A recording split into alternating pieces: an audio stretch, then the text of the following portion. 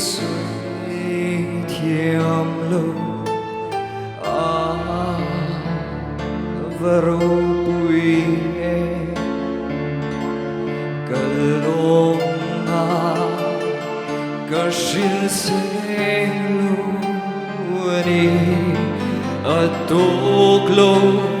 vanangil sang tompo kalom ashin viatei turin kathei na le kathiam na zong zong te itani zerose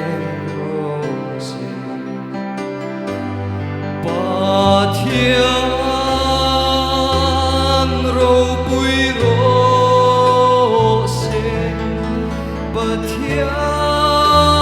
pathian ro pui rose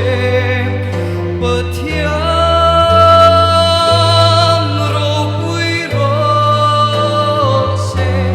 chandam na min pe ta tisni min silvaya min kanta atak na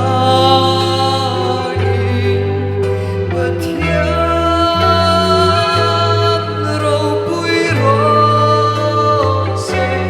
chandam na min pe ta kanun song lerpa itang rim tuya lo chang se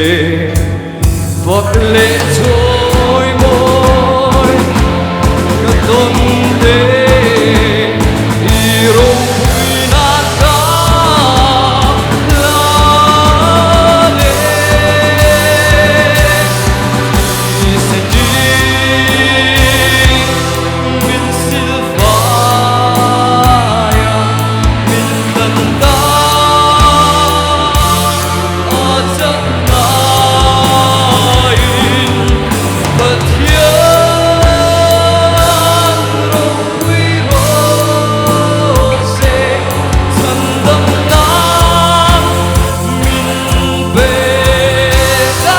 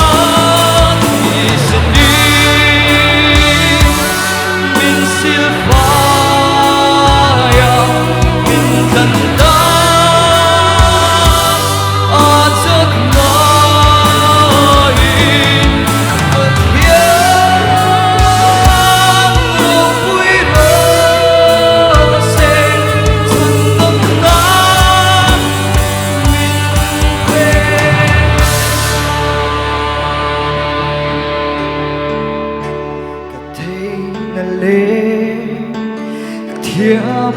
rong rong te itani ze